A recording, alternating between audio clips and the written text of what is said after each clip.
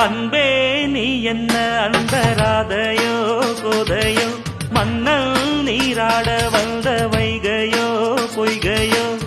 கண்கள் கவ